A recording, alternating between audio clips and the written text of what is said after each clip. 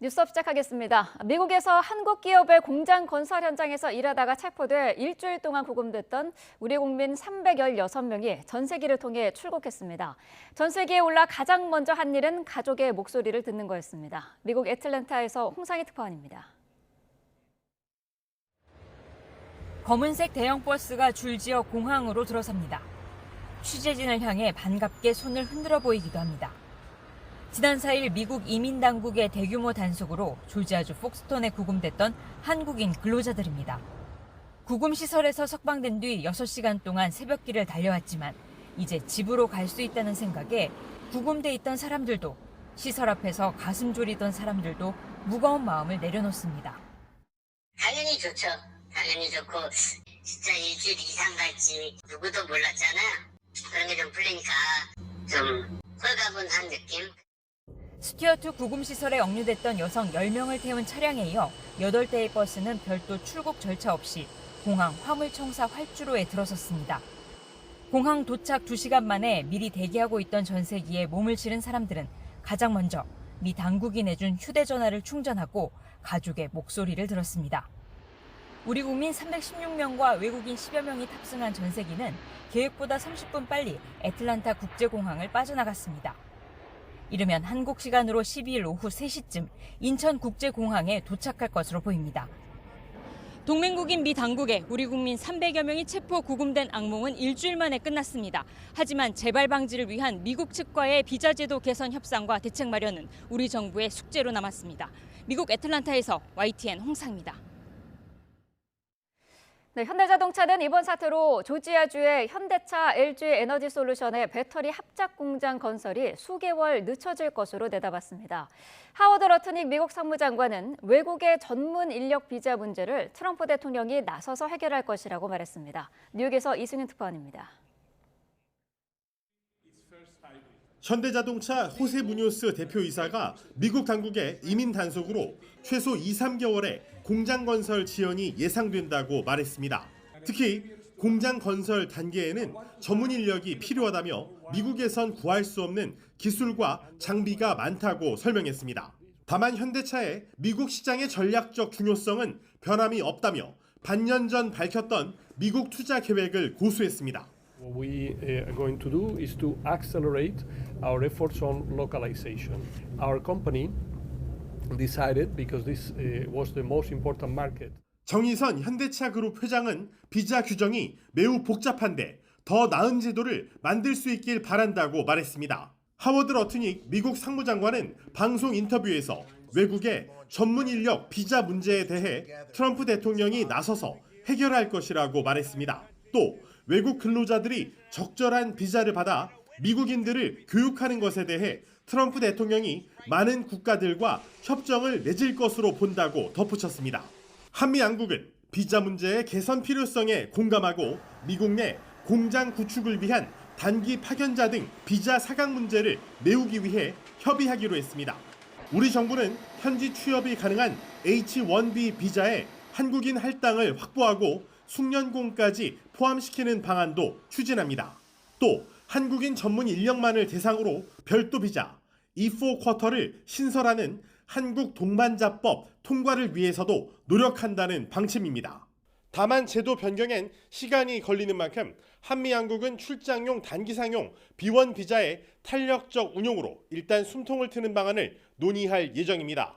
뉴욕에서 YTN 이승윤입니다. 네, 구금됐던 우리 국민들이 석방된 날 미국은 자신들이 원하는 대로 무역협정을 수용하라고 한국 정부를 압박했습니다. 받아들이지 않으면 합의 이전 수준인 25%의 관세를 물리겠다는 겁니다. 신웅진 기자가 보도합니다. 하워드 러트닉 미 상무부 장관은 현지 시간 11일 미국 CNBC 방송 인터뷰에서 이재명 대통령이 워싱턴에 왔을 때 서명하지 않았다며 한국을 거론했습니다. 그러면서 한국은 협정을 수용하거나 관세를 내야 한다, 명확하다, 관세를 내거나 협정을 수용하는 것이라고 강조했습니다. 지난 7월 30일 큰 틀에서 합의한 무역협정과 관련해 미국이 요구하는 대로 받아들이라는 압박으로 해석됩니다. 수용하지 않으면 한국에 대한 국가별 관세는 합의에 따라 인하된 15%가 아닌 애초 책정한 25%로 올라갈 것이라는 의미입니다. 양국의 협상은 한국의 3,500억 달러, 우리 돈 약 486조 원 투자 방식과 이익 배분을 놓고 이견이 커 난항을 겪는 것으로 알려졌습니다. 이를 타결하기 위해 김정관 산업통상자원부 장관이 현재 미국에 가 있습니다. 이재명 대통령은 취임 100일 기자회견에서 앞으로 더 협상해야 하기에 아직 사인하지 않았다고 설명했습니다. 좋으면 사인해야 되는데 사인을 우리가 이익되지 않은 사인을 왜 합니까? 최소한 합리적인 사인을 하도록 노력해야 되겠죠. 러트닉 장관은 한국이 지금 일본을 보고 있다고 생각하기 때문에 유연함은 없다며 일본은 계약서에 서명했다고 말했습니다. 일본의 투자금 5,500억 달러를 회수할 때까지 미국과 일본이 50대 50으로 수익을 나누고 이후에는 미국이 90%를 가져간다는 것입니다. 러트닉은 7월 30일 한미 관세 협상 직후 소셜미디어에 한국이 투자하는 3,500억 달러의 수익 90%도 미국에 돌아간다고 썼습니다. YTN 신웅진입니다. 이재명 대통령이 어제 취임 100일을 맞아 청와대 영빈관에서 기자회견을 열었습니다. 다양한 국정 현안에 관한 생각을 밝혔는데 특히 시장에 관심이 뜨거웠던 주식 양도소득세 부과 대주주 기준에 대해선 현행대로 50억 원을 유지하겠다는 뜻을 내비쳤습니다. 먼저 강지원 기자의 보도입니다.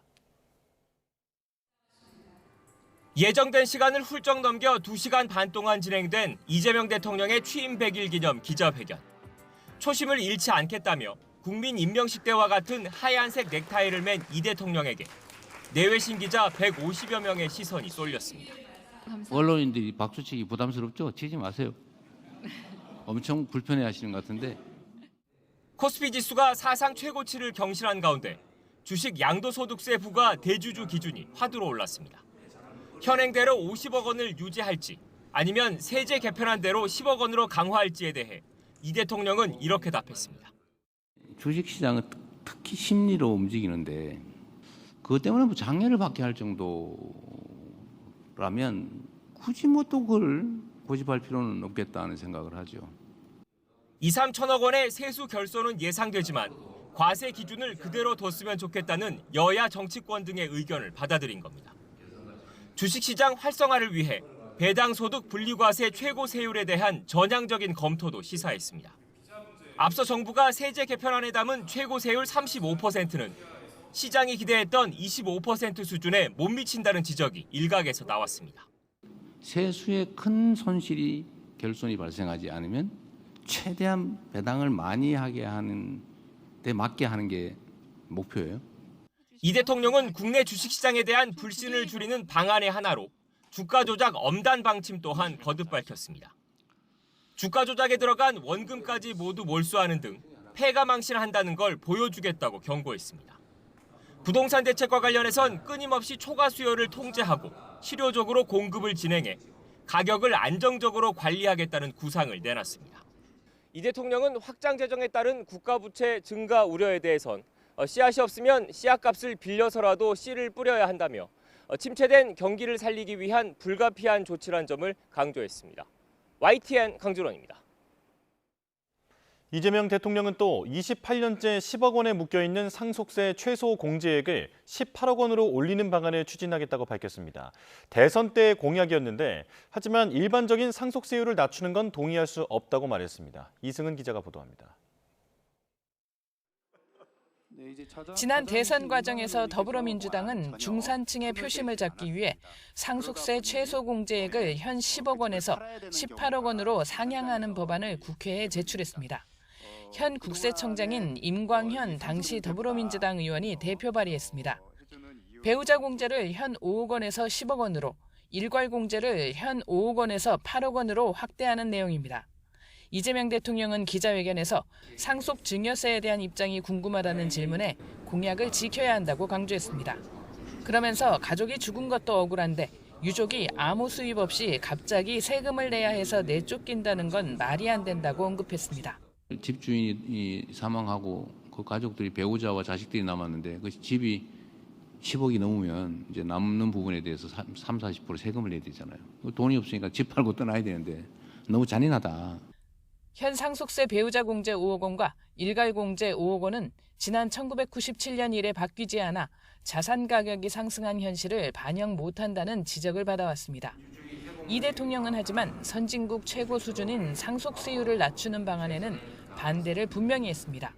일반적 상속세율을 낮추는 건 저는 동의할 수 없다. 전 정부가 국회에 제출한 상속세 과세 체계를 현 유산세에서 유산취득세 방식으로 바꾸는 논의는 동력을 잃을 것으로 보입니다. 지난해 추진됐던 자녀 공제를 1인당 5천만 원에서 5억 원으로 확대하는 방안도 논의가 중단돼 있습니다. YTN 이승은입니다. 이재명 대통령은 어제 회견에서도 제1야당의 손을 내밀었습니다. 빨간색도 품는 모두의 대통령이 돼야 한다며 협치를 강조했는데 여야의 평가는 엇갈렸습니다. 임성재 기자의 보도입니다. 광복절 국민임명식 때 맸던 흰색 넥타이 차림의 이재명 대통령은 민주당의 파란색도 국민의힘의 빨간색도 품는 주권자 모두의 대통령이 돼야 한다고 말했습니다. 스스로 민주당 출신이라고 언급하면서도 제1야당의 선의의 경쟁을 제안했습니다. 합리적 경쟁을 하면 좋겠다. 잘하기 경쟁.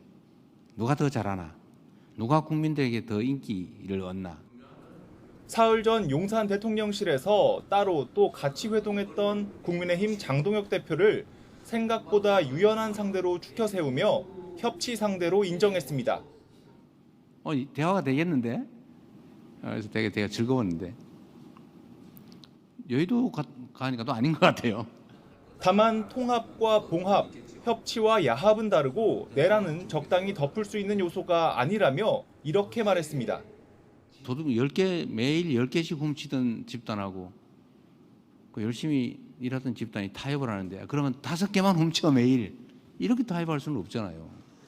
이 대통령의 지난 100일에 대한 여야 평가는 극명하게 엇갈렸습니다. 민주당은 대한민국을 정상화하고 새로운 희망을 만든 시간이었다고 높이 평가했습니다. 100일은 또 다른 출발선입니다. 대한민국은 계속 전진해야 합니다. 반면 국민의힘은 파괴의 100일이었다며 민주공화국이 민주당공화국이 됐다고 깎아내렸습니다. 삼권 분립의 시대가 아니라 삼통 분립의 시대를 열었다. 용산 대통령 이재명, 여의도 대통령 정청래, 충정로 대통령 김어준. 야당은 생색내고 여당은 결과로 평가받자 이재명 대통령이 언급한 협치의 모습입니다. 우리나라 정치가 생때를 버리고 어른스러워졌으면 좋겠다는데 이재명 정부 첫 정기국회는 아직은 갈 길이 멀어 보입니다. YTN 임성재입니다. 통일교 측으로부터 불법 정치자금을 수수한 혐의를 받는 국민의힘 권성동 의원의 체포 동의안이 국회 본회의를 통과했습니다. 국민의힘은 야당 탄압을 외치며 퇴정했는데 민주당은 아랑곳하지 않고 더 센 특검법을 일사천리로 처리했습니다. 김철희 기자가 보도합니다. 국회를 찾은 정성호 법무부 장관. 국민의힘 권성동 의원의 구속 필요성을 특검의 입을 빌려 담백하게 설명했습니다. 사안의 중대성과 도주 또는 증거인멸의 우려 등에 비추어 구속을 필요로 하는 사유가 있다고 하고 있습니다. 1분여간의 제안 설명이 끝나자 권 의원이 곧장 반박에 나섰습니다. 특검이 허위 진술에만 기대 인민재판을 위한 여론전에 나섰다며 체포동의안 가결을 요청했습니다. 이재명의 민주당과는 달라야 합니다. 국민의힘의 체포동의안 찬성표는 저를 버리는 것이 아니라 국민과 약속을 지키는 것입니다. 정작 권 의원을 제외한 국민의힘 의원들은 야당 탄압, 정치보복을 외치며 표결에 단체로 불참했습니다. 스스로도 찬성표를 던진 가운데 권 의원 체포 동의안은 과반 의석을 가진 민주당 주도로 여유 있게 본회의 문턱을 넘었습니다. 가결되었음을 선포합니다. 이후에도 제1야당은 회의장으로 돌아오지 않았지만 민주당은 더 센 특검법 처리까지 거침없이 내달렸습니다. 이에 따라 그간 특검이 요구해온 특검보와 파견 검사, 파견 공무원 등 수사 인력 확충이 가능해졌습니다. 또 수사기간을 2번에 걸쳐 각 30일씩 연장할 수 있도록 하는 내용도 수정 법률안에 포함됐습니다. 다만 수사기간이 끝난 뒤 특검의 수사 지휘권을 박탈하는 등 국민의힘이 주장했던 일부 내용도 법안에 녹이기로 했습니다. 무제한 토론까지 검토했던 국민의힘은 대신 대규모 규탄 대회를 열어 당 안팎의 반발을 한데 모은다는 계획입니다. 또 검찰청 폐지와 내란특별재판부 설치 속도를 확인한 뒤 장외투쟁 돌입 여부를 결정할 전망입니다. YTN 김철입니다. 네, 전국 이슈 자세히 짚어보겠습니다. 강성필 더불어민주당 부대변인, 박민영 국민의힘 대변인과 함께하겠습니다. 어서 오십시오. 안녕하세요. 네. 자, 어제 취임 100일을 맞은 이재명 대통령이 기자회견을 가졌습니다. 애초 90분으로 예정이 됐었는데 150분간 진행이 됐고요. 일단 전반적인 평부터 좀 들어볼까요? 일단 지난 기자회견 때는 이재명 대통령께서 15개의 기자의 질문을 받았다고 합니다. 네. 근데 어제 같은 경우는 21개의 질문으로 더 많은 기자들의 질문에 답을 했었습니다. 저는 이제 100일이면 사실상 길다면 길지만 그래도 전 짧다고 생각하기 때문에 지난 100일 동안의 성과가 무엇이냐라고 말하면 사실 어떤 방향이 좀 정해진 시간이고 앞으로의 평가는 향후에 1년 기자회견 때 제대로 평가할 수 있겠다라고 생각을 합니다. 네. 그럼에도 불구하고 지난 100일 동안의 방향은 제대로 설정을 했던 것 같다. 그러니까 예를 들어서 부동산 시장을 연착륙시키겠다. 그리고 자본시장을 선진화, 활성화하겠다. 그리고 이제 내란 척결하고 검찰 개혁 이뤄내겠다라는 방향이 국민들께 잘 전달해진 것 같고요. 어쨌든 간에 그럼에도 불구하고 100일 동안 성과라고 말씀드린다고 하면 네. 어쨌든 소비자 심리지수가 7년 7개월 만에 최고치를 경신했다고 합니다. 그리고 코스피 3000을 돌파하면서 그제는 최고치를 경신했다고 합니다. 그리고 이제 외교도 어쨌든 새로운 정부가 들어서 정상화가 되었다라는 것이 지난 100일 동안에 부족하지만 성과라고 하면 성과라고 말할 수 있겠다. 이렇게 평가할 수 있겠습니다. 네, 대변인께서는 어떻게 평가하고 계세요? 구색은 좀 맞췄지만 내용은 정말 형편없었다 이렇게 평가를 합니다. 특히 경제관에 대해서는 정말 우려가 되는 부분들이 많았거든요. 정말 많은 것들이 있었지만 몇 개만 짚어보자면 고신용자들이 저리로 대출을 받는 것이 맞는 것인가, 사실 이런 발언으로 문매를 맞았거든요. 그렇다라고 하는 것은 돈을 열심히 갚을 필요가 없다라고 하는 건데, 그렇다라고 하면 누가 과연 대출을 굳이 빌려주겠습니까? 대출 시장 자체가 소멸할 수밖에 없는 이런 사실 부적절한 경제관을 가지고 있다라고 생각을 하는데, 한 발 더 나가서 GDP 대비 국가 부채가 100%를 넘어도 문제가 없다라고 하는 식의 이야기를 했거든요. OECD 평균을 내보니까 100%가 넘더라 하는 겁니다. 그런데 미국과 같은 국가들, 프랑스와 같은 국가들은 기축통화국이거든요. 그렇기 때문에 국가 부채를 감당할 역량이 되지만 우리나라는 비기축국입니다. 그리고 비기축국들을 15개 국가를 평균 냈을 때는 50%대 수준밖에 되지 않거든요. 그러니까 우리나라가 지금 2029년까지 58%를 넘을 거라고 하는데 네. 지금 이미 한 해 이자 부담만 30조가 넘거든요. 이런 상황에서 대통령이 이렇게 조금 잘못된 인식, 잘못된 정보를 가지고 경제관을 설파를 한다라고 하는 것 자체가 굉장히 위태롭게 생각이 됐고요. 지금도 경제 지표가 죄다 나빠지고 있는 그런 상황인데 앞으로 우리 경제가 굉장히 걱정이 되는 그런 기자회견이었습니다. 네, 경제 부분을 짚어주셨는데 검찰 개혁과 관련해서도 어제 언급이 있었습니다. 정부가 주도를 하고 후속 작업도 1년 안에 끝내겠다라고 밝혔어요. 구더기 싫다고 장독을 없애면 되겠냐라고 했는데 여당 강경파가 지금 주도하고 있는 것을 좀 선에 긋는 거 아니냐 이런 분석도 있던데요. 이제 제가 느끼기에는 대통령께서 이제 구더기가 싫어서 장독 없애서야 되겠느냐는 이 보안 수사권을 가지고 고민을 하고 계신 것 같습니다. 네. 그러니까 이제 그동안 논쟁이었던 이 검찰청을 폐지하고 공소청과 중수청으로 나눈 다음에 이 중수청을 법무부로 두느냐 행안부로 두느냐를 두고 논쟁이 있었는데 어쨌든 결론적으로 이제 행안부로 가기로 된 거예요. 그렇게 되면 이제 공소청에 남아있는 검사들에게 보안 수사권을 줄 것이냐 말 것이냐의 문제가 남아있는데 네. 사실 여당에서는 보안 수사 요구권까지는 그나마 우리가 양보할 수 있지만 직접 수사권 보안 수사권을 준다는 것은 상당히 위험한 일이다라고 생각을 하고 있습니다. 네. 그러니까 지금까지 검사들이 잘하겠다, 반성하겠다 했지만 그동안 보여왔던 모습들이 그렇지 않았는데 또 이들의 선임만 믿고 이렇게 해야 되는 거냐라고 여당은 주장을 하고 있는 것이죠. 네. 국민들이 많이 그렇게 걱정도 하고 있고요.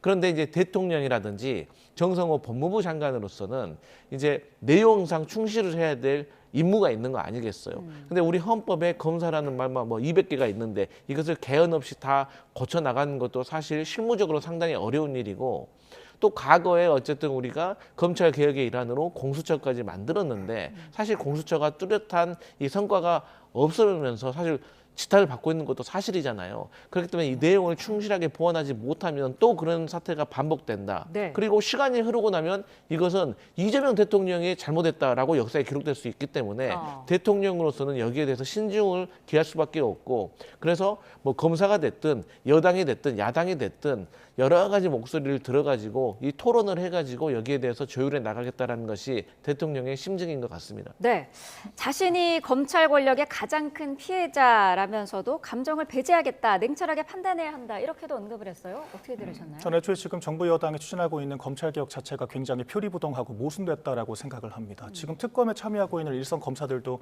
그렇게 얘기를 하고 있잖아요. 수사 기소권을 분리하자라고 검찰개혁을 하고 있으면서 왜 자신들에게는 수사 기소권이 합치된 특검 수사를 지시를 하느냐, 이런 부분들에 대해서 모순됐다라고 이야기를 하고, 어차피 검찰개혁 되면은 검찰이 해체될 텐데 돌아갈 집도 없다라고 이야기를 하고 있지 않습니까? 민주당 스스로도 모순된 것을 알고 있을 거예요. 그리고 애초에 기존의 경찰을 통한 그런 수사가 비인권적이고 잘못된 그런 행태들이 많이 노출이 됐었기 때문에 인권 보장을 위해 출범을 한 것이 검찰이었거든요. 검찰 내부에서 일부 문제가 노출됐다라고 해서 과거 이미 잘못이 발견됐던 그런 체제로 돌아간다라고 하는 것 자체가 굉장히 문제인식과 해결책이 잘못됐다라고 볼 수 있겠지요. 그리고 네. 지금 정부 여당에서 지금 제시를 했다라고 하는 정부 조직법, 이른바 형사소송 체계의 변화된 모습들을 보면은 전문가들도 이해하기 어렵다라고 지금 평가를 하고 있거든요. 그러니까 절차가 매우 복잡해지고, 그러다 보면은 법률 자문비가 폭증할 수밖에 없습니다. 당연히 피해 구제 기간도 늘어날 수밖에 없겠죠. 그렇다라고 하면은 결과적으로 누가 피해를 보느냐? 일반적인 피해자들, 국민들이 피해를 보게 되는 것입니다. 결과적으로 이 복잡한 수사망과 형사소송 체계의 수혜를 보는 것은 피고인, 가해자, 부패한 정치인들밖에 없다라고 하는 것을 명확하게 어필을 해야 될 것 같습니다. 네. 최근 민주당이 추진 중인 내란 특별재판부 법안에 대해서는 힘을 실어줬습니다. 위헌이 아니다라는 의견을 명확하게 밝혔더라고요.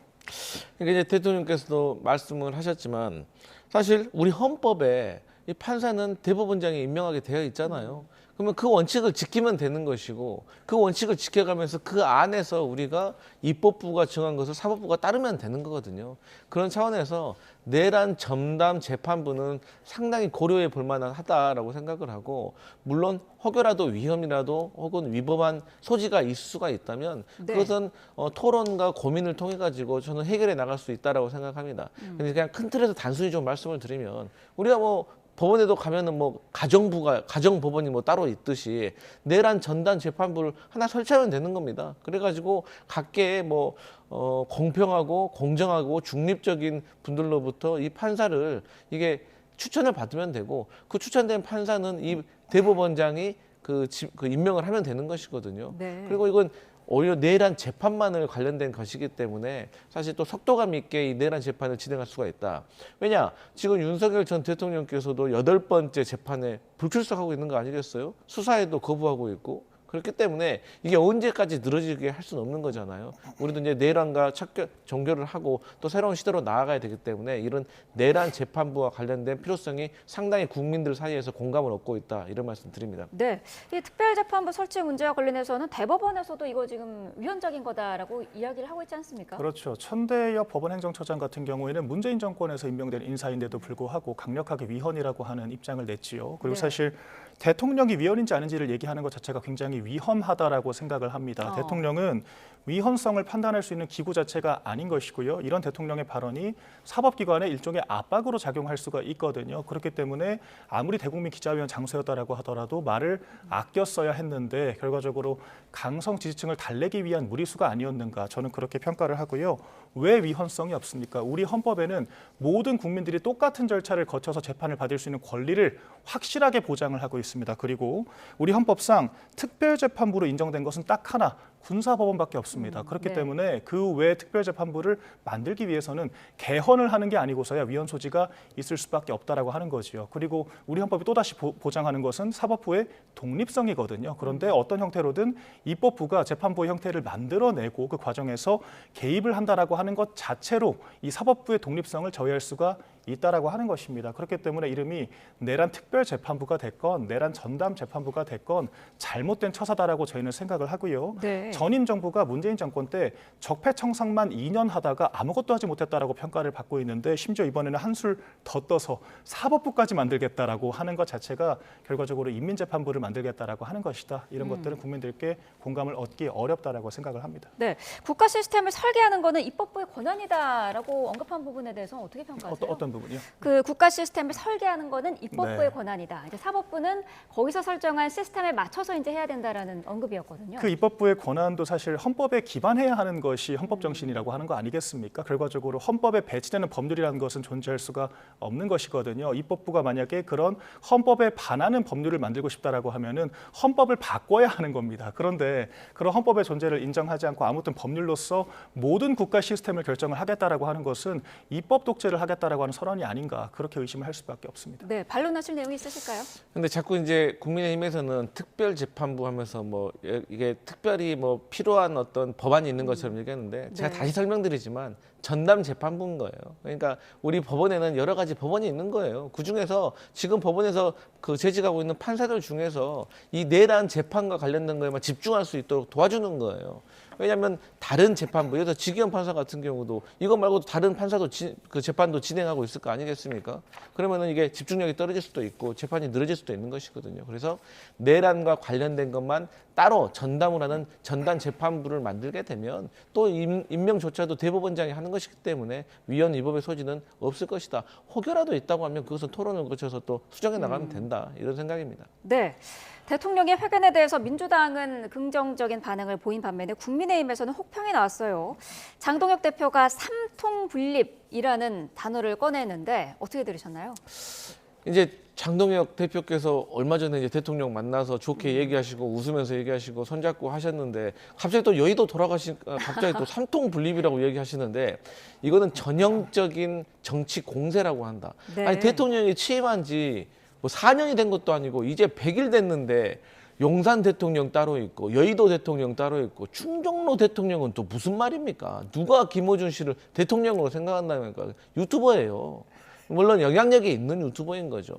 그렇기 때문에 저는 여기에 대해서는 사실 국민의힘도 마찬가지 아닙니까? 그렇게 따지면은 여의도에 장동혁이 있고 또 미국에 지금 전한길이 있는 거 아니겠어요? 또 광화문에는 정광훈 목사 있는 거 아닙니까? 그렇게 따지면 뭐 별다를 바 없기 때문에 저는 이러한 어떤 공세 국민들이 얼마나 공감하실까 의문입니다. 네. 일단 저희가 장동혁 대표가 갑자기 이런 얘기를 한 것은 아니죠. 사실 저희한테 악수도 하자라고 하고 여당이 많이 가졌으니까 양보해야 한다라고 대통령께서 그렇게 말씀을 하셨는데 그런 어떤 온기가 마르기도 전에 바로 다음날 정청래 대표가 그 교섭단체 대표연설에서 뭐라 그랬습니까? 내란과 청산을 20차례씩이나 언급을 했거든요. 이런 네. 부분들이 결과적으로 협치를 깨겠다라고 하는 거 아니냐. 한 발 더 나가서 여의도 대통령 정청래가 이재명 대통령의 통합과 협치 의사까지 다 무너뜨리고 있는 것 아니냐. 그런 부분을 저희가 지적을 했던 것이고 네. 급기야 어제는 더한 해프닝들이 있었잖아요. 그러니까 김병기 원내대표와 저희 이제 송원석 원내대표가 3대 특검과 정부조직법 관련돼서 협상을 했는데 그 협상이 14시간 만에 깨졌습니다. 더군다나 당대표가 원내대표를 향해서 다시 해오라고 지시를 했거든요. 네. 그런데 원내대표가 사실 대통령과 교감이 없었다라고 한다면 저는 그건 거짓말이라고 생각을 하는데 결과적으로 대통령은 나는 몰랐다고 빠져나가고 김병기 원내대표는 뭐 이제 또 어떤 정청래 대표와의 어떤 불협화음을 보여주고 정청래 대표는 지시를 마치 아랫사람 부리듯이 했다라고 하는 것 자체가 네. 이 지금 정부 여당 내 권력 구조 자체가 굉장히 혼탁한 것이 아닌가 이런 의심을 할 수밖에 없도록 만들고 저 입장에서는 야당 입장에서는 그저 가만히 앉아서 뒤통수를 맞은 격이다. 그렇기 때문에 이런 식의 이야기를 할 수밖에 없는 상황을 정부 여당이 만들었다. 이것을 분명하게 해야 될 것 같습니다. 네, 말씀하신 그 특검법 국회 통과와 관련해서 이제 민주당의 투톱에 이제 충돌이 어제 좀 있었는데 어떻습니까? 지금 당에서는 이거를 미리 알지 못했다라는 건데 네. 김병기 원내대표는 아니다 무슨 소리냐 이거를 나 혼자 하겠느냐 이런 입장이지 않습니까 또? 일단 대통령은 이 이슈에서 빠져나갔다라는 것도 좀 해명을 해야 될 것 같아요. 네. 제가 이제 과거에 뭐 당대표실, 원내대표실 제가 다 근무해봤습니다. 그렇기 때문에 이 당과 당에 있어서의 의사결정 구조에 대해서는 제가 경험이 있기 때문에 말씀을 드리면 첫 번째로는 대통령실에서 그리고 이제 당대표실에서는 이 원내대표가 어쨌든 협상장에 나가서 협상을 하는 당사자이기 때문에 네. 대략의 큰 틀만 정해주는 겁니다. 왜냐하면 이 협상이라는 건 상대방이 있기 때문에 뭐 상대방이 어떻게 나올지를 모르는 거, 무엇을 요구할 줄 모르고 상대방의 마지노선은 뭔지 모르잖아요. 그래서 우리도 이 상한선과 마지노선을 정해가지고 이 안에서 전권을 가지고 원내대표가 협상을 하는 거예요. 그렇기 때문에 누구는 협상력이 더 좋다, 누구는 또 협상력이 좀 떨어진다라고 말하는 게 이 차이인 것이거든요. 그렇게 따지고 본다면 대통령실도 당대표도 그 김병기 원내대표한테 디테일하게 이렇게 해라 저렇게 해라 할 수는 없는 거예요. 다만 이거 하나는 우리가 관철해야 된다. 네. 이거 하나는 내줘도 되겠다. 요 정도만 내주는 것이기 때문에 대통령이 빠져버렸다, 회피했다라고 표현하는 것은 조금 맞지 않는 것 같습니다. 자, 그러면 김병기 원내대표가 과연 이 당 지도부하고 상의를 했느냐 안 했느냐에 물음이 났는데 네. 당연히 상의를 했겠죠. 김병기 원내대표도 뭐 이 일을 저 혼자 했겠습니까? 라고 했는데 저는 사실 그 말은 맞다고 생각을 합니다. 네. 근데 이제 문제는 이 협상의 결과가 좋으면 뭐 다 같이 좋은 건데 협상의 결과가 만족스럽지 못하니까 당내에서 바로 반발이 나오는 거잖아요. 그러면 그 만족스럽지 못한 결과가 뭐냐?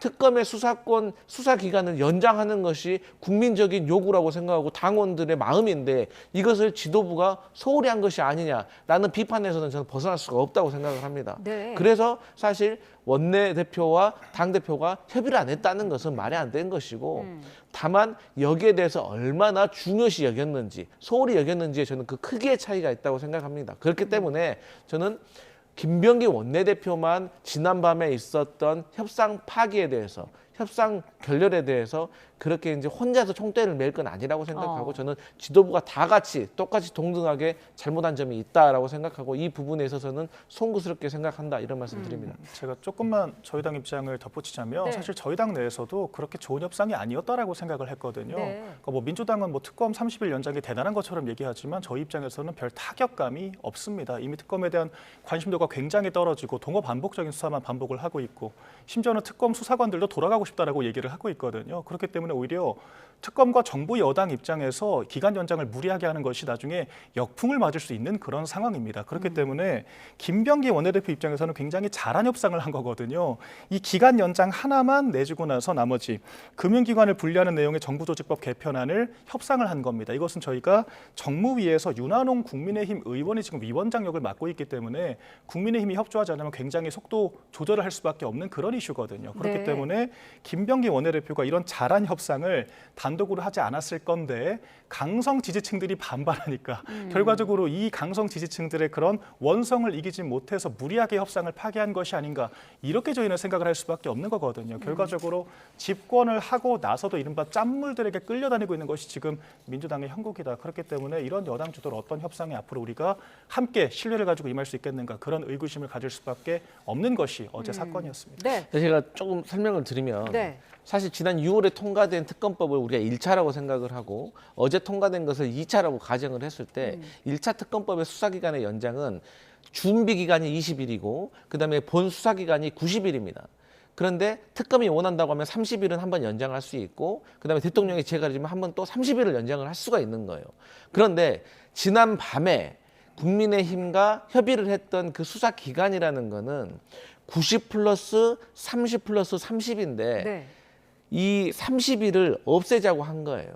왜냐하면 수사기간이 준비기간이 20일인데 그때 5일밖에 쓰지 않아가지고 15일이 남아있기 때문에 수사기간은 사실상 15일밖에 차이가 안 납니다. 근데 이 내밀한 어떤 디테일한 것을 국민들이 다 이해하기가 어렵잖아요. 그렇기 때문에 김병기 원내대표와 정청래 당대표가 여기에 대해서 좀 합의를 했던 것이 아닌가라고 생각을 하는데 결국에는 당원과 국민들이 원하는 요건이 당 지도부에게 받아들여져서 저는 상황이 제대로 바로 잡혔다 이렇게 생각합니다. 네, 결국에는 민주당이 원하는 그런 대로 이제 본회의를 통과를 한 그런 상황인데 김병기 원내대표가 공식 사과를 요구를 했고 정 대표가 어제 의원총회에서 사과를 또 했습니다.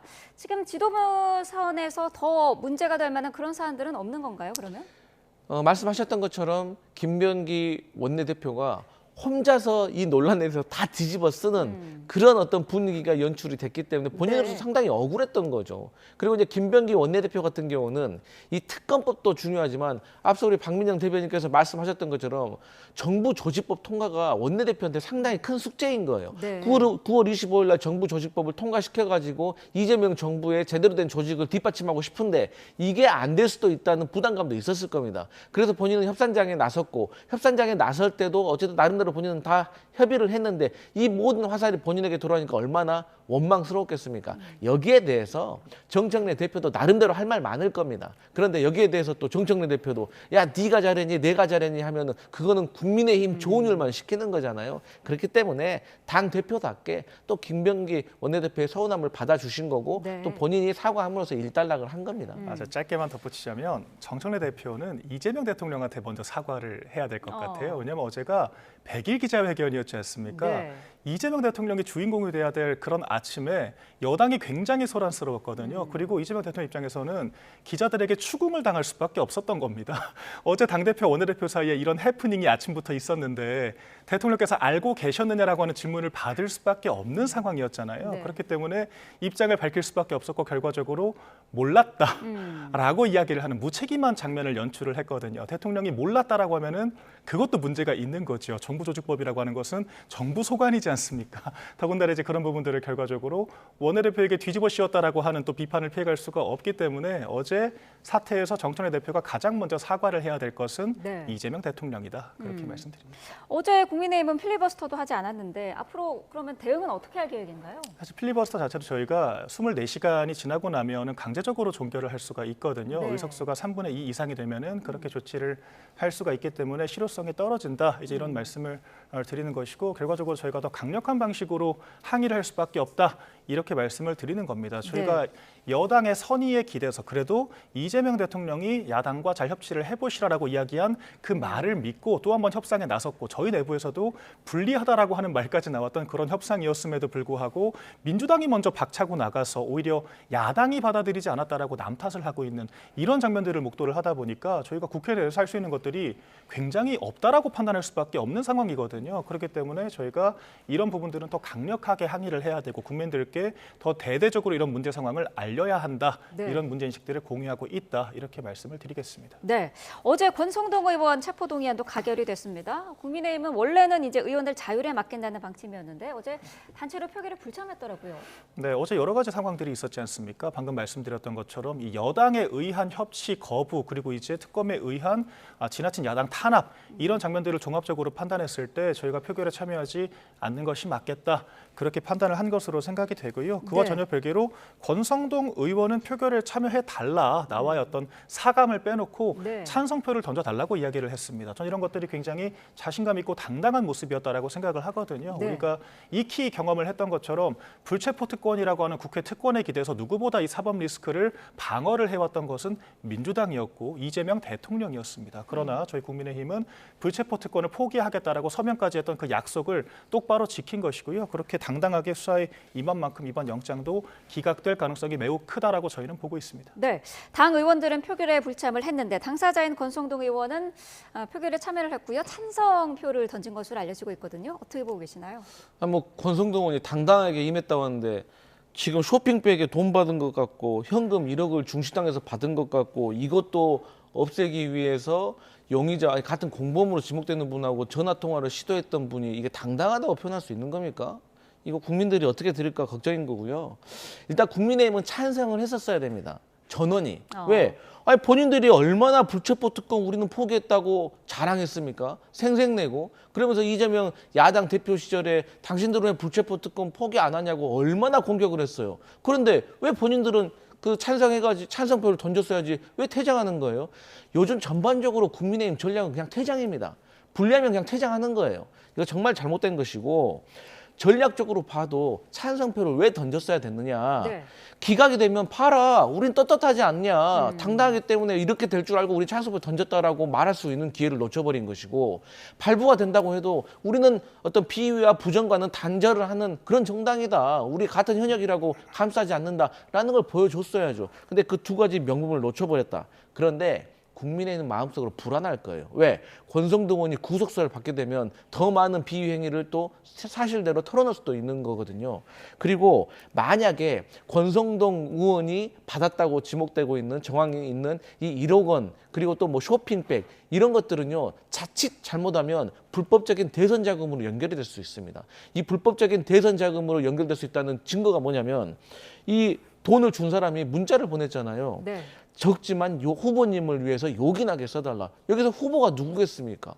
윤석열 전 대통령, 그 당시 후보라고 저희는 생각할 수밖에 없는 것이거든요. 그래서 이런 의심들이 수사를 통해서 진실로 드러나고 법정에서 유죄 판결이 받는다면 국민의힘은 선거 때 받았던 국고보조금 한 400억 원 정도를 다시 환수 받아야 될 것이다. 이런 생각합니다. 네. 조금 반론을 드리자면 사실 이게 지금 입증된 게 별로 없거든요. 결과적으로 공여자, 그러니까 통일교 측의 일방적인 주장만 있을 뿐입니다. 그중에서도 그 근거라고 하는 것도 메모지에 뭐 큰 거 한 장이라고 하는 기록이 있었다. 네. 그리고 뭐 만나서 큰절을 했다. 이 정도의 정황상의 내용에 불과하거든요. 그런데 우리가 뇌물죄, 어떤 정치자금법 위반을 입증하기 위해서는 이 일련의 자금의 흐름들을 모두 다 입증을 해야 됩니다. 어디서 자금을 놨고 어떻게 공여를 했고 그 공여된 자금들이 어떻게 쓰였는지까지 종합적으로 입증이 돼야 되는데 지금 네. 혐의 자체가 상당히 구체적이지 않다라고 하는 거거든요. 그리고 권성동 의원이 통일교 측과 접촉을 시도했다라고 한다면 그것은 지나치게 일방적이고 적대적인 주장을 하고 있기 때문에 그랬을 확률이 큽니다. 만약에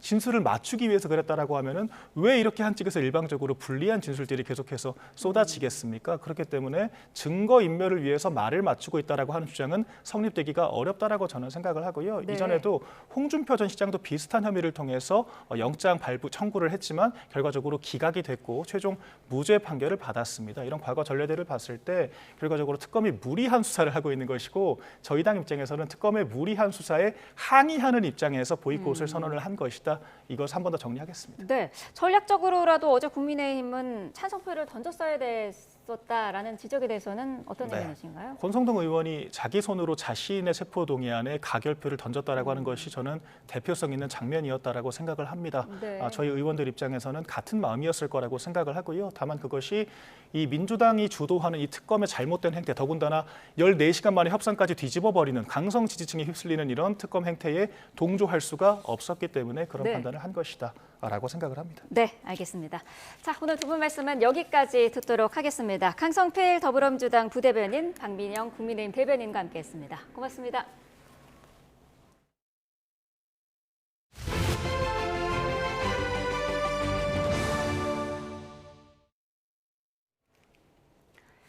구속신문을 앞두고 도주해 56일의 도피 행각을 벌인 이기훈 삼부토건 부회장. 검거 전까지 휴대전화와 유심을 돌렸으면서 추적을 따돌린 것으로 조사됐습니다.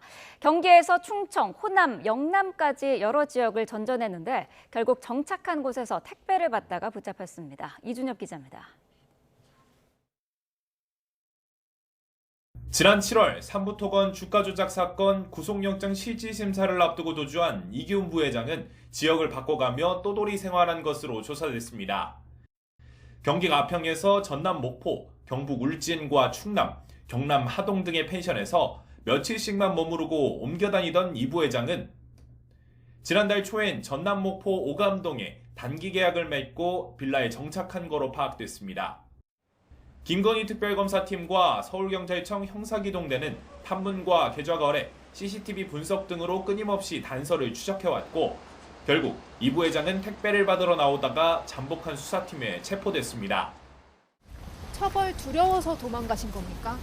밀항하려 하신 겁니까? 주가 조작전으로 김건희 씨와 연락하셨습니까?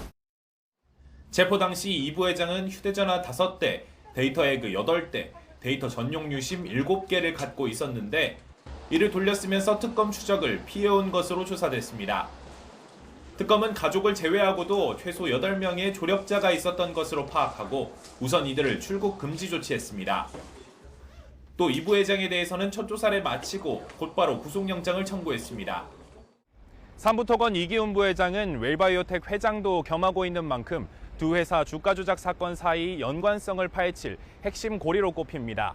이 부회장 검거를 계기로 우크라이나 재건 포럼 참여 경위 등이 더 뚜렷하게 밝혀질 수 있을지 주목됩니다. YTN 이준엽입니다. 서울중앙지방법원은 오늘 오후 3시 반 이기훈 삼부토건 부회장에 대한 구속 전 피의자 신문을 엽니다. 이 부회장은 우크라이나 재건 사업을 추진할 것처럼 속여 삼부토건 주가를 띄운 뒤 300억 원대 부당이득을 챙긴 혐의를 받고 있습니다. 윤석열 전 대통령이 지난 2022년부터 비상대권을 언급했다는 의혹이 제기된 가운데 내란 특검이 이를 알고 있을 국민의힘 관계자들에 대한 조사 필요성을 강조했습니다. 특검팀은 어제 정리 브리핑에서 윤 전 대통령이 언제부터 비상계엄 선포를 생각하고 계획했는지는 진상규명에 중요하다면서 국민의힘 김종혁 전 최고위원 등에 대한 조사가 필요하다고 밝혔습니다. 김 전 최고위원은 지난 2022년 12월쯤 국민의힘 지도부와 가진 만찬 자리에서 윤 전 대통령이 본인에게 비상대권이 있다며 싹 쓸어버리겠다는 말을 했다고 최근 인터뷰에서 밝혔습니다. 내란 특검이 수사기간을 30일 연장해 다음 달 15일까지 수사할 수 있게 됐습니다. 특검은 진행 중인 수사가 상당해 기간 연장이 필요하다고 봤다고 설명했습니다. 신규혜 기자입니다. 조은석 특별검사팀이 수사기간 30일 연장을 결정했습니다. 특검법에 정해진 기본 수사기한은 오는 15일까지였는데 다음 달 15일까지 수사할 수 있게 된 겁니다. 특검은 브리핑에서 진행 중인 수사가 상당해 기간 연장이 필요하다고 봤다고 설명했습니다. 현재 내란 특검이 들여다보고 있는 의혹들은 모두 수사가 한창 진행 중인 단계입니다.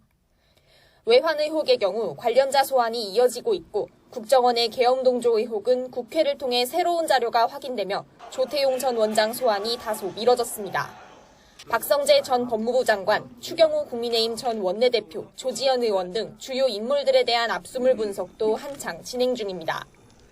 국민의힘 지도부의 표결 방해 의혹과 관련해서는 한동훈 전 대표와 현역 국회의원들에 대한 공판 전 증인 신문까지 청구되면서 시간적 여유가 더 필요해진 상황입니다.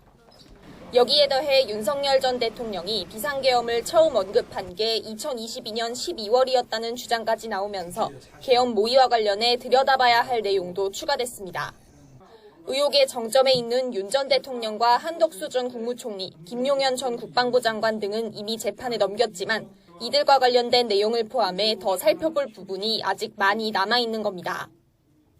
특검은 그간 역사적 사건의 진상을 밝혀야 한다며 진상규명 의지를 강하게 드러내왔습니다. 한정된 시간 안에 특검이 제기된 의혹을 모두 풀어낼 수 있을지 주목됩니다.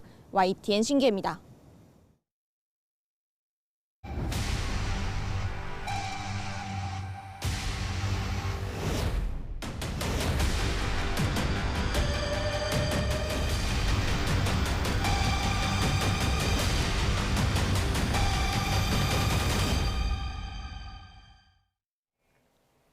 미국 이민 당국에 구금됐다 풀려난 우리 국민 316명이 전세기를 타고 우리나라로 돌아오고 있습니다. 오늘 오후 인천공항에 도착할 예정인데요. 취재기자 연결해 자세히 알아보겠습니다. 나혜인 기자, 전세기 착륙 예정 시각이 언제입니까?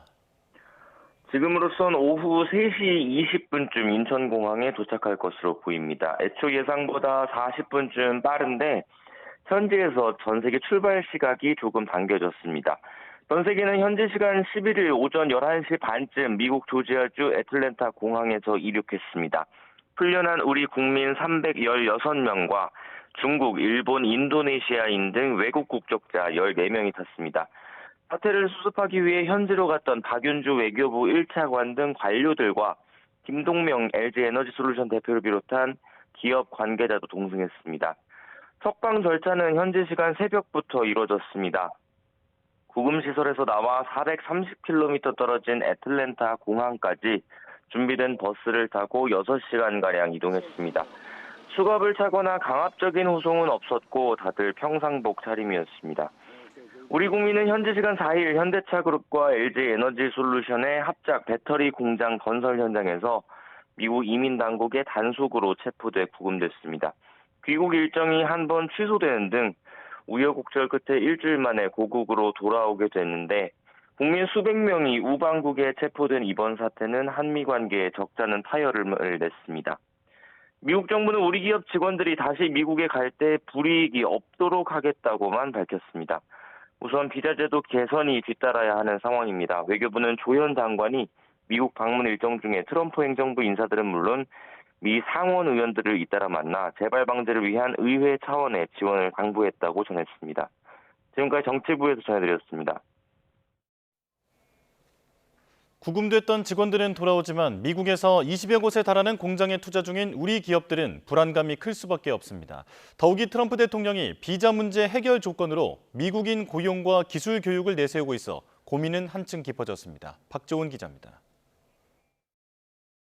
막바지 작업이 한창이었던 현대차와 LG 에너지솔루션의 합작 배터리 공장은 미국 당국의 한국인 구금 이후 건설이 전면 중단됐습니다.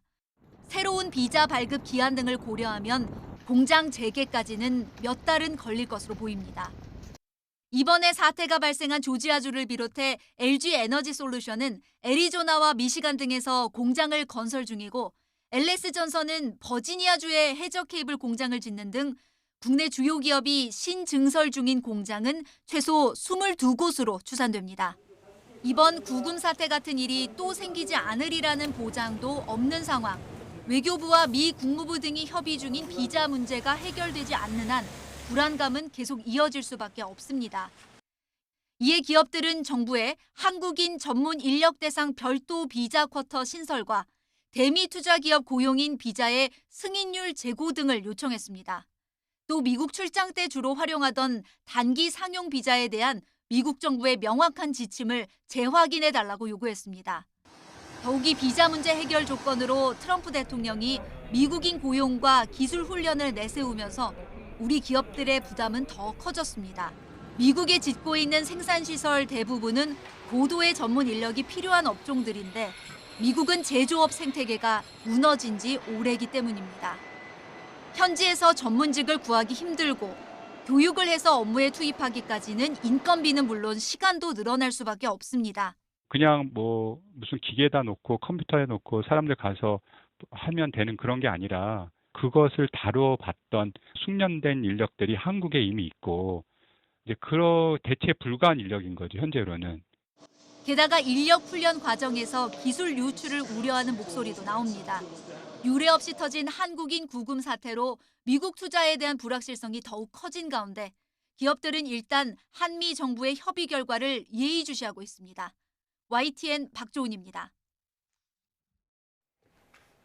미국에서 체포됐다가 석방된 우리 국민들이 오늘 오후 인천공항으로 입국합니다. 재발 방지를 위한 과제는 아직 남아있는데요. 현지 분위기 살펴보겠습니다. 이상현 애틀란타 K 대표 연결돼 있습니다. 대표님 나와 계십니까? 네, 안녕하세요. 네, 자 다행히 우리 국민들이 별 탈 없이 우리나라로 돌아오고 있습니다. 현지 한인 사회 분위기는 안도하는 분위기입니까? 네, 오늘 여기 시간으로 낮 12시죠. 좀 예상보다 빨리 11시 30분쯤 출발을 했는데 여기 동포들도 좀 나가서 환송을 좀 하려고 했는데 아마 그 화물 터미널을 이용해서 나갔습니다. 그래서 나가진 못했고요. 취재진들의 출입도 철저히 통제가 돼서 현지 방송들도 그 이륙하는 장면을 생중계로 내보내고 하여튼 관심이 컸습니다. 그렇군요. 자, 일단은 안심이긴 한데 사실 갑작스러운 체포부터 송환 과정까지 다사다난했습니다. 현지에서는 지금 이 과정을 어떻게 평가하고 있습니까? 이제 있을 수 없는 일이라고 보고 있고요. 이 정말 불법으로 입국하지 않고 합법적인 비자를 받고 들어와서 설치 작업을 하는 그런 한인들, 또 한국인들 그것도 300명 이상을 잡아갔다는 것을 체포했다는 것은 현재서 굉장히 충격적이고 전례가 없는 일이었습니다. 그래서 이 처리 과정을 굉장히 주목해서 지켜봤고요.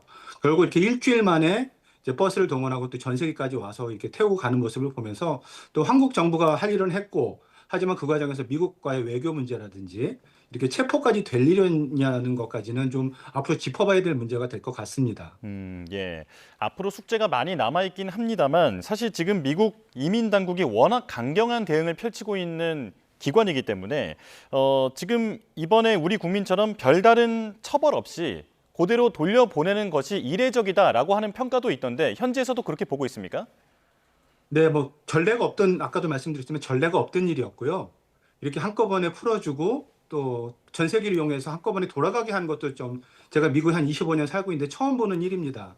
그렇군요. 하지만 그 과정에서 어떤 약속이 있었고 또 이분들이 다시 미국에 재입국하는데 지장은 없는 건지 그 문제에 대해서는 지금 아직까지 확실하게 미국 쪽에서 나온 입장은 없거든요. 예. 이제 그 문제에 대해서 앞으로 좀 어떻게 될지 지켜봐야 될 것 같습니다. 네. 자, 그런데 결론적으로 보면 이민 당국으로 인한 이 극도의 긴장이 트럼프 대통령 앞으로 가서 좀 완화된, 해결된 그런 느낌이 있거든요. 현재에서는 그 이유를 뭘로 보고 있습니까? 일단 그 국토안보부, 이 ICE죠. 이민세관국, 이민 단속을 집행하는 국토안보부와 그 마크 루비오가 이끄는 국무부 사이에 의견 조율이 잘 되지 않았던 것으로 보이고요. 국무부에서는 뭐 최대한 협조하겠다고 했지만 사실 이곳에 있는 그 구치소, 이민 구치소에 있던 국토안보부 관리들은 무슨 말이냐라고 할 정도로 전혀 모르고 있었던 것 같아요. 그런데 그걸 조율한 것은 결국 이제 그 백악관 비서실과 트럼프 대통령이었고 그냥 풀어주라라고 이제 트럼프 대통령 최종 재가가 나서 그때서야 이런 수급 문제라든지 재입국 문제 이런 것들이 해결돼서 오늘 이렇게 갈 수 있지 않았을까? 어떤 그 난맥상이 좀 미국 정부 안에서도 서로 충성 경쟁이라고 해야겠죠. 저 장관들 간에 그런 것들 때문에 저희 국민들이 좀 더 피해를 보지 않았나 그런 생각이 좀 듭니다. 예. 지나간 일이긴 합니다만 그 트럼프 대통령이 우리 국민들에게 잔류를 권하지 않았습니까? 그런데 그 체포를 했던 이민 당국의 말대로라면 우리 국민들은 합법적으로 미국에 체류할 수가 없는 상태인데 대통령은 남으라고 했다는 말이죠. 어떤 배경에서 이런 발언이 나왔을까요? 일단 그 비비자, 그러니까 방문 비자를 통해서 들어왔고 그 장비 설치라는 것이 미국 그 이민 규정에 봐서도 합법입니다. 무리하게 체포를 해갔다는 것이 이제 가디언지 보도나 또 미국 현지 변호사들도 그렇게 보고 있는데 트럼프 대통령도 살펴보니까 이게 그렇게 불법은 아니었던 걸로 본 거죠. 그렇다면 왜 불법이 아닌 사람들 잡아갔는지. 근데 아직도 이민 당국에서는 불법이라는 입장을 고수하고 있어요. 그래서 아마 이게 여기 남아있는 한인들 중에 누가 소송을 제기하거나 하면 아마 거기서 밝혀질 문제가 아닌가 싶습니다. 예. 자, 지금 그 현장에 우리 국민 한 명이 잔류를 선택해서 그곳에 체류하기로 했다라고 하는데 이분은 앞으로 그 법원의 판단을 받아보겠다라는 겁니까? 예, 저희가 취재한 결과 이분은 그 본사에서 나오신 분은 아니고요. 그 현대 엔지니어링 시공사의 하청업체, 한국 하청업체 중에 주요 하청업체 중에 한 곳의 직원으로 제가 파악이 됐는데요. 이분은 영주권을 신청하고 만약 여기서 그냥 돌아가게 되면 영주권이 아마 신청이 취소가 되는 변호사의 조언을 받은 것 같습니다. 그래서 자기는 영주권을 여기서 받기 가족들이 여기 있기 때문에 영주권을 받기 위해서 뭐 합법적인 체류라고 자기는 주장을 할 수 있고 뭐 판례가 있기 때문에 그래서 끝까지 싸워보겠다는 입장인 것 같습니다. 그래서 잔류를 택한 것으로 알고 있고요. 이분의 이제 이분의 재판 과정이 이 합법 불법 과정을 이 체포 과정의 불법성을 가름할 수 있는 그런 잣대가 될 수도 있지 않을까 그렇게 보고 있습니다. 예. 자, 이번 사태가 우리가 미국에 대규모 투자를 하고 있는 상황에서 불확실성을 더 키웠다라고 하는 지적이 나오고 있는데 미국에 투자한 우리 기업들, 특히 그 공장들의 분위기는 어떤지 좀 취재가 되셨을까요? 네, 이 조지아에도 이제 그 현대자동차 비슷한 시기에 완공을 하는 SK 제2공장이 있습니다. 킹스턴이라는 곳에. 예.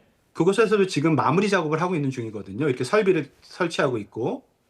이곳 같은 경우만 해도 대표적으로 모든 공사가 중단된 상황입니다. 우려하는 거죠. 그 또다시 단속이 나오고 이렇게 무리하게 또 잡혀갈 수도 있는 문제이기 때문에 굉장히 몸조심을 하고 있고요. 그다음 뭐 LG나 삼성 또 이렇게 나와 있는 그 투자업 기업들도 지금 모든 것을 중단하고 일부는 돌아간 상태입니다. 아마 모든 이런 투자나 또 가동 같은 것이 2, 3개월 정도는 미뤄지지 않을까. 그리고 만약 비자가 해결되지 않으면 이 비자 문제가 해결되지 않으면 미국 투자가 좀 지연되거나 아니면 뭐 취소될 수도 있는 그런 상황이 많이 우려되고 있습니다. 그 우리 기업들이 투자한 그 해당 주의 어떤 지역 사회에서는 이런 투자 계획이 지연되는 것에 대한 우려도 있을 것 같은데 현지 언론들이 이를 다루고 있습니까? 네, 뭐 굉장히 관심을 갖고 있고 조지아주 언론들은 매일 이제 속보를 통해서 내용을 전하고 있습니다. 그도 그럴 것이 한국 기업들이 들어오면서 거대한 이제 마을이 만들어지고 비즈니스가 굉장히 활성화되고 있었는데 스몰 비즈니스를 하시는 분들은 굉장한 타격이 되는 거죠. 근데 반면에 이제 이 건설이라든지 이런 노동에 종사하시는 분들은 이 공장들이 자기들한테 일자리 주지 않았다고 또 반대하는 분위기도 있어요. 그래서 이 단속이 오히려 지역사회를 갈라놓는 그런 좀 부작용도 낳고 있고요. 하지만 대체적인 분위기는 무리한 단속이었고 지역 경제에 굉장한 악영향을 줄 거라는 그런 우려가 굉장히 많은 편입니다. 예. 자, 이번 일을 계기로 우리 기업이 현지인을 즉시 고용하는 게 어려운 사정 같은 것들도 상당히 부각이 됐을 것 같은데 이에 대한 이해도 좀 퍼져나가고 있습니까? 네, 일단 좀 분리해서 볼 필요가 있는데요. 지금 이번에 체포되신 분들은 대부분 마무리 과정에서 장비를 설치하러 온 근로자들이었습니다. 하지만 지역사회가 불만을 갖고 있었던 것은 건설 과정에서 있었던 소외였거든요. 예. 한국 건설업체들이 와서 한국 기업들이나 한인 업체들만 고용하고 있다라고 불만을 터뜨렸던 것이 그 불똥이 오히려 이런 LG라든지 LG 엔솔이라든지 이런 설치하러 오신 분들한테 튄 거에서 이제 애꿎은 그분들이 체포가 된 거거든요. 그러니까 그걸 좀 분리해서 봤으면 좋겠고요. 앞으로 이런 건설 과정에서 지역 기업이라든지 지역 노조들을 좀 참여시키는 방안, 그것들을 좀 슬기롭게 논의해야 될 것 같고, 그거와 병행해서 그 설치하러 오신 분들의 B1 비자 문제라든지 E4 비자 문제라든지 이런 것들은 병행해서 좀 풀어나가야 될 필요가 있다고 생각이 듭니다. 예, 오해가 좀 풀려야 할 것 같은데요. 자, 향후 미국 스탠스와 관련해서 하워드 러트닉 상무장관의 표현이 주목받고 있습니다. 이번 단속의 책임은 전적으로 잘못된 비자를 소지한 현대차에 있다라고 강조를 했고요. 한국 측에 전화해서 제발 좀 그만하라. 규정을 회피하는 시대는 끝났다. 라고 얘기를 했다고 합니다. 자, 그렇다면 앞으로 비슷한 일이 일어난다면 더욱 강경하게 나오겠다라고도 해석이 될 것 같은데 어떻게 보십니까? 아까 제가 말씀드렸던 대로 이 강요들이 저마다 충성 경쟁을 벌이고 있는데요. 또 이 현대차 LG 공장 단속을 통해서 각 부처마다 이익을 얻으려고 막 이런 행동들을 하고 있는 것으로 보입니다. 상무부 같은 경우는 이걸 빌미로 해서 관세 협상에서 더 유리한 고지를 차지하겠다고 또 이런 비난을 하고 있는 것 같고요. 국토안보부는 국토안보부 나름대로 또 이런 단속의 성과를 내세워서 마가 진영의 또 지지를 이끌어내려는 그런 또 속셈도 있고. 그러니까 하여튼 이번 단속을 통해서 이 한국을 굉장히 이용하려고 하는 이 분위기가 있는데요. 너무 이것에 일희할 필요는 없을 것 같고요. 정부 차원에서 좀 단일한 대응을 하는 것이 좋을 것으로 보입니다. 예. 자, 동시에 또 상무장관이 그 옛날 방식으로 해서는 안 된다 이렇게 강조를 하면서도 트럼프 대통령이 직접 나서서 해결할 것이다. 혹은 비자를 받는 것이 어렵다면 나에게 전화해라. 내가 국토안보부 장관에게 전화해서 해결해 주겠다. 이런 식의 어떤 해법을 시사하는 그런 발언도 했거든요. 이건 어떻게 받아들이고 있습니까? 예, 뭐 전형적인 립 서비스라고 볼 수도 있겠지만 우리가 저희 외교에서 풀어가야 될 방법을 알려주는 부분이라고도 저는 생각이 듭니다. 그래서 일단 한국 외교부의 파트너는 미 국무부인데요. 국무부만 상대할 것이 아니라 앞으로는 이런 상무부라든지 국토안보부 이런 곳들도 상대를 해서 좀 파트너가 있어야 될 것 같아요. 국무부 이제 루비오 장관 같은 게 굉장히 온건파인데 그분이 목소리가 좀 약한 편이거든요. 그러니까 앞으로 이제 한국 외교에서 풀어가야 될 방향을 제시해 줬다는 부분에서 긍정적인 부분도 있고 그만큼 더 어려워진다는 부분에서는 또 부작용도 좀 있을 것 같은데요. 저희가 대응할 수밖에 없을 것 같습니다. 예. 자, 앞으로 한국인을 위한 비자 신설 등의 여러 방안을 논의하기로 했다라고 조현 외교부 장관이 직접 밝힌 바 있는데 구체적으로 어떤 방안이 나오는 게 바람직하다고 보십니까? 일단 뭐 장기적으로 좀 풀어봐야 될 것 같은데요. 단기적으로는 이제 아까 말씀드렸던 비비자, 방문 비자에 들어갔다가 괜히 이렇게 또 체포되는 상황이 있으면 안 되니까 그 부분에 대해서 합법적인 그 테두리를 명확히 규정을 받고 그 안에서 이제 기업들에게 가이드라인을 제시해 주는 게 좋을 것 같고요. 또 장기적으로는 이제 E4 비자 한번 말씀을 드렸었는데 FTA 체결국에 주는 전용 비자를 받는 것이 가장 시급합니다. 그 문제는 이제 풀어나가야 되니까 그 부분에 대해서는 좀 지금부터 준비를 해서 미국 의회에도 로비가 필요하고요. 그다음 트럼프 대통령과 직접적인 소통, 그리고 아까 말씀드렸던 상무부라든지 국토본부 쪽에 대한 이런 로비들을 통해서 그 문제를 풀어가는 것이 이제 장기적인 해법이 될 것 같습니다. 예. 말씀하신 대로 비자 문제는 행정부만의 문제가 아니라 의회의 동의를 받아야 하는 상황인데 현지에서 보시기에는 만약에 이게 의회에 상정이 된다면 통과될 가능성이 있어 보입니까? 사실 지금 의회 법안이 상정된 상태입니다. 그 한국계 영킴 의원이 그 캘리포니아에 있는 다른 하원이랑 같이 상정을 했는데 지금 5번째 상정이 되지만 한 번도 통과되지를 못했어요. 그러니까 네. 아마 이것은 그것에 대해서 이제 최우선 순위를 두지 않았기 때문인데 한국 정부라든지 기업들이 정말 이 입법에 좀 신경을 써야 될 것 같습니다. 그래서 동조하는 의원들을 좀 모으고 그래서 이게 좀 파워를 가질 수 있도록 뒤에서 지원을 해야 이게 통과가 될 겁니다. 미국 의회가 굉장히 비자를 열어주는 것에 보수적입니다. 지금까지 통과가 되지 않았던 건데 이번 사태가 저는 어떻게 보면은 전화위복의 기회가 될 수도 있다고 생각을 합니다. 그래서 같이 힘을 모아서 이번 사태를 통해서 우리 한국이 투자를 못하게 생겼다라는 것을 강조하면 아마 이번에는 오히려 통과가 좀 더 쉽지 않을까. 그러기 위해서는 더 힘을 모아야 된다 생각을 합니다. 예, 지금 미국이 이미 중간 선거 분위기로 접어들었다라고 지금 현지에 계신 그 언론인들께서 많이 알려주고 계신데 우리가 이런 분위기를 좀 이용할 수 있는 그런 방안도 있겠습니까? 그렇습니다. 예, 지금 뭐 내년에 선거가 있고 벌써부터 지금 치열한 경쟁에 들어갔는데 이럴 때 좀 지한파들, 친한파 의원들을 많이 만들어야 되겠고요. 그 선거 과정에서 지원을 하면서 이 한국 비자 문제라든지 한국의 투자 문제를 좀 부각시키고 한미 동맹 문제를 좀 지원할 수 있는 의원들을 찾아서 많이 지원하는 그런 좀 그 외교가 필요하지 않을까 싶습니다. 예. 자, 우리 정부도 다각도로 접근할 필요가 있겠습니다. 이상현 애틀랜타 K 대표와 함께했습니다. 고맙습니다. 네, 감사합니다. 날씨 소식입니다. 오늘과 주말 사이 전국에 최고 120mm에 달하는 가을 호우가 쏟아질 것으로 보입니다. 단비가 절실한 강릉에도 주말 새벽부터 최고 60mm의 꽤 많은 비가 내릴 것으로 전망됐는데요. 다만 극한 가뭄을 완전히 해소하는 데는 역부족일 것으로 보입니다. 정혜윤 기자의 보도입니다. 주말을 앞두고 또다시 가을 호우가 예고됐습니다. 이번에도 중부지방을 중심으로 강한 비구름이 만들어질 전망인데 특히 남쪽의 고온다습한 공기와 북쪽 찬 공기가 충돌하며 또 일부 지역에 강한 비가 내릴 것으로 보입니다. 기상청은 서쪽 내륙에 최고 120mm 이상의 가을 호우가 쏟아지고 밤사이에는 돌풍과 벼락을 동반해 시간당 강수량이 증가할 수 있다며 주의를 당부했습니다. 또 해상으로는 풍랑특보가, 해안가에는 강풍특보가 확대할 것으로 보입니다. 발달한 저기압이 접근하면서 12일 오후에 서쪽부터 비가 시작되어 13일 전국으로 확대되겠습니다.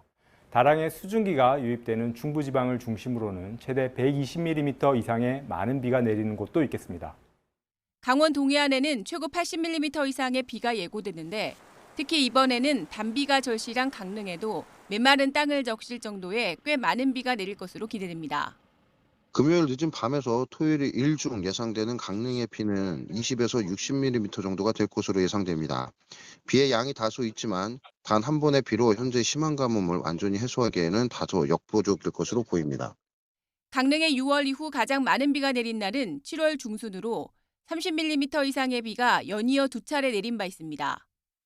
최근 한 달 사이엔 거의 비가 내리지 않아 강수 부족량이 289.6mm에 달하고 있습니다. 이번 주 60mm 이상의 비가 내린다 해도 200mm 이상의 비가 더 필요합니다. 기상청은 이번 비가 가뭄 해결에 필요한 강수 부족량을 다 채우진 못하지만 다음 주 중반 전국에 또 한 차례 단비가 내릴 가능성이 있다고 내다봤습니다. YTN 정혜윤입니다. 경기 성남시 갈마터널 인근 도로를 달리던 트럭에서 불이 났습니다. 세종시에서는 화물차가 중앙 분리대를 넘어 승용차와 충돌하는 사고가 나 2명이 다쳤습니다. 밤사이 사건 사고 소식 유서현 기자입니다. 트럭에서 시뻘건 불길과 함께 연기가 솟구칩니다. 소방관들은 재빨리 뛰어 호스를 잡고 진화에 나섭니다. 몸에 왜 날벼락 그래? 어젯밤 10시 20분쯤 경기 성남시 가련동 갈마터널 인근 도로를 달리던 트럭에서 불이 나 10여 분 만에 꺼졌습니다. 연기 많이 났죠. 창문을 못 열고 있었어요. 연기 때문에. 냄새 나가지고. 다행히 불이 시작된 건 트럭이 터널에 진입하기 전이었고 운전자도 트럭에서 스스로 빠져나와 다친 사람은 없었습니다. 소방당국은 운전석 쪽에서 불이 시작된 것으로 보고 정확한 화재의 원인을 조사하고 있습니다.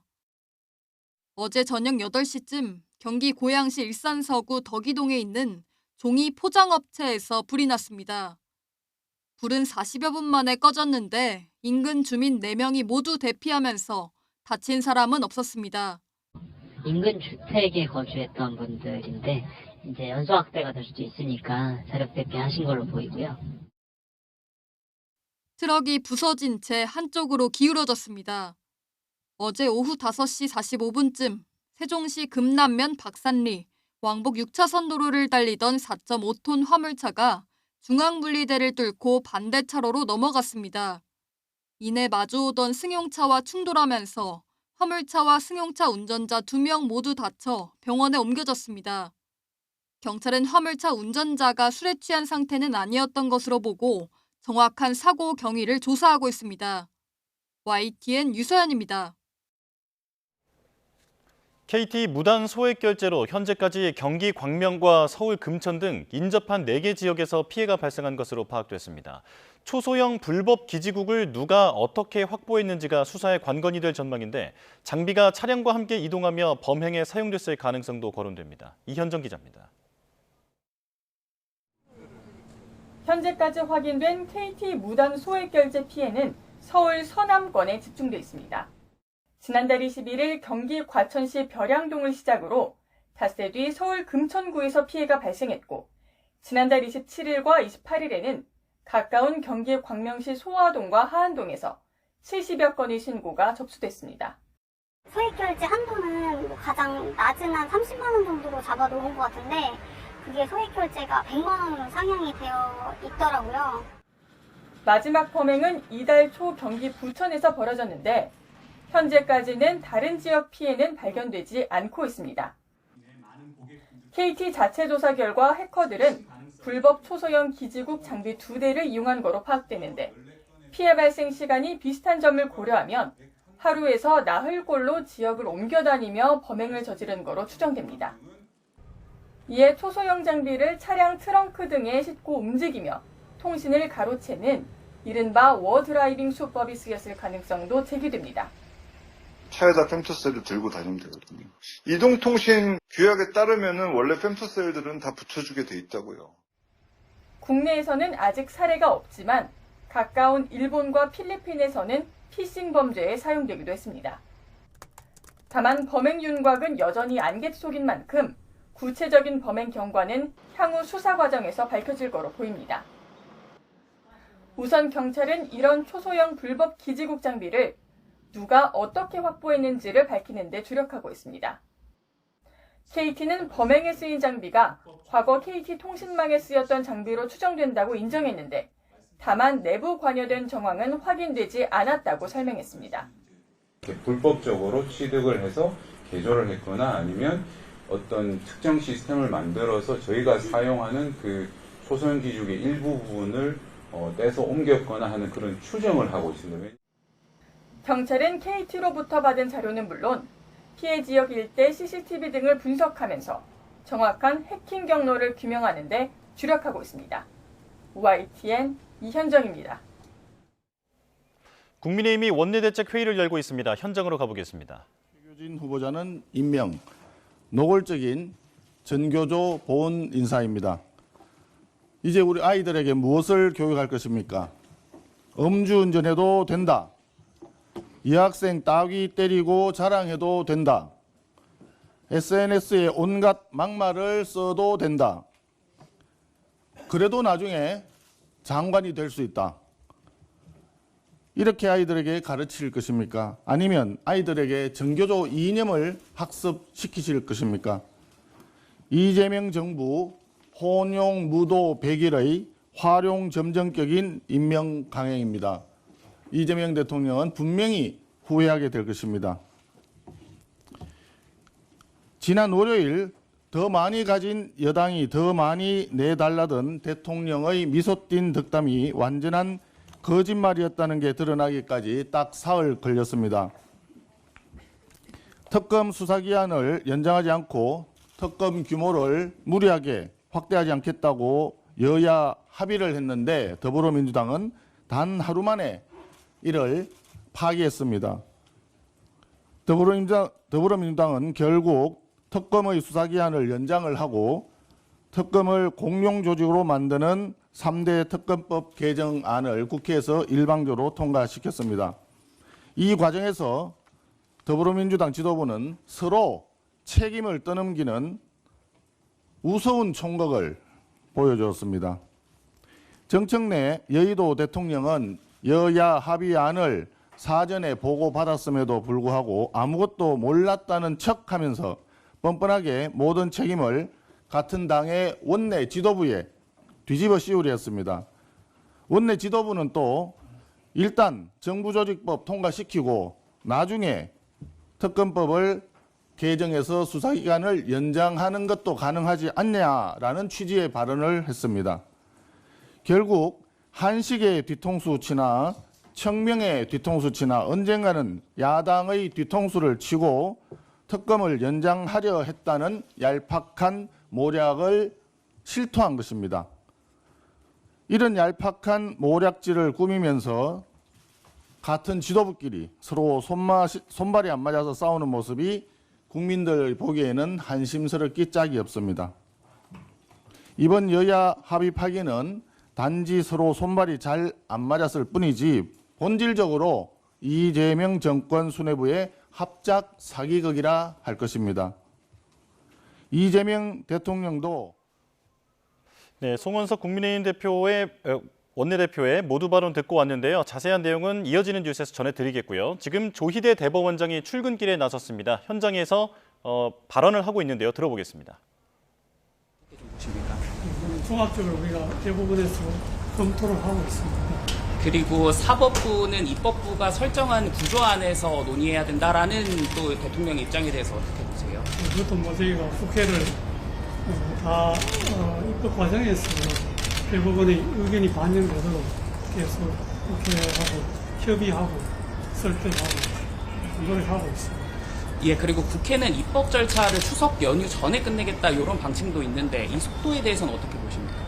그래서 저희들도 이제 그런 국회가 구체적인 절차를 밟고 있고 국정감사를 앞두고 있어서 법관들 의견을 들어보고자 법원장 회의를 통해서 법관들 의견을 한번 들어보려고 합니다. 그 앞서 천대엽 차장께서는 이게 그 입법에 대한 우려를 좀 나타내기도 하셨는데 대법원장께서는 어떻게 보세요? 예, 그런 뭐 여러 가지 점을 고려해서 전체 논의를 이어갈 생각입니다. 그리고 그 금일 논의되는 내용 혹시 국회에 좀 전달될 예정일까요? 회의에서? 뭐 제가 아직 저는 법원장 회의에 들어가지 않기 때문에 구체적인 내용은 잘 모르고 있습니다. 아마 법원장 회의가 끝나면은 그런 점에 대해서도 같이 의논을 할 생각입니다. 그 대법관수 증언을 포함해서 혹시 대법원장께서 개혁 입법에 대한 뭐 말씀하시고 싶으신 내용이 있습니까? 그리고 저희가 전체 늘 이야기했듯이 우리 사법의 본질적인 작용 그리고 또 우리 현재의 그 사법 인력의 현실 그리고 어떤 게 가장 국민에게 바람직한지 이런 것들을 공론화를 통해서 충분히 논의가 이루어지면 좋겠다. 그런 것이 이제 대법원의 생각입니다. 네, 알겠습니다. 네. 네, 조희대 대법원장의 발언 들어봤습니다. 민주당이 추진하는 사법개혁 법안 처리를 두고 오늘 오후 전국 법원장들이 모여서 대응 방안을 논의하는데요. 이에 앞서서 대법원장의 얘기를 잠깐 들어봤습니다. 자, 입법 과정에서 사법부의 의견이 반영되도록 협의하겠다라고 밝혔고 오늘 법관들에게 들어보면서 의견을 수렴할 계획이다라고 얘기했습니다. 자, 자세한 소식도 정리해서 곧 전해드리겠습니다. 이번엔 증시 개장 상황 보겠습니다. 박스권을 벗어난 코스피가 사흘 연속 지금 사상 최고치를 경신하고 있다라고 하는데요. 바로 현장으로 가보겠습니다. 자, 코스피가 오늘도 상승 출발하고 있습니다. 사흘 연속 최고치를 경신한 상황인데요. 코스피는 3,368포인트, 그리고 코스닥은 840포인트까지 치솟은 상황입니다. 자, 조금 전 마감한 뉴욕 증시가 사상 최고치로 마감한 영향이 오늘 우리 증시에도 오고 있는 것 같은데요. 소비자 물가지수가 시장 예상치에 부합한 수준, 그리고 신규 실업수당 청구 건수는 4년 만에 가장 많은 것으로 나타나면서 미국의 금리 인하 기대가 절정에 달한 상황입니다. 자, 이 영향이 우리 증시에도 불어오면서 지금 사흘 연속 코스피가 사상 최고치로 치솟고 있는 상황입니다. 자, 다만 단기 급등에 따른 차익 실현 매물이 쏟아질 가능성도 있는 상황인데요. 이에 대한 주의도 요구되고 있습니다.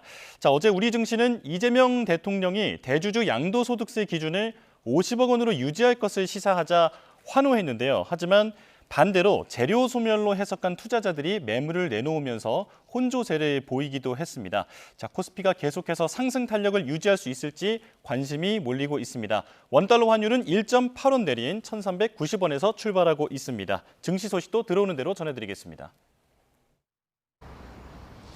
현재 서울 등 내륙은 하늘빛이 흐리기만 한데요. 차츰 비가 시작되겠고요. 전국에 가을 호우가 예고돼 대비가 필요하겠습니다. 서쪽 지방을 중심으로는 주말인 내일까지 최고 150mm 이상의 많은 비가 예보됐습니다. 특히 오늘 밤부터 내일 사이에는 시간당 30에서 50mm 안팎의 굵직성 호우가 예상됩니다. 산사태나 저지대 침수 등 피해가 발생하지 않도록 주의하시기 바랍니다. 자세한 레이더 화면부터 살펴보도록 하겠습니다. 제주도는 새벽부터 강하고 많은 비가 집중되고 있습니다.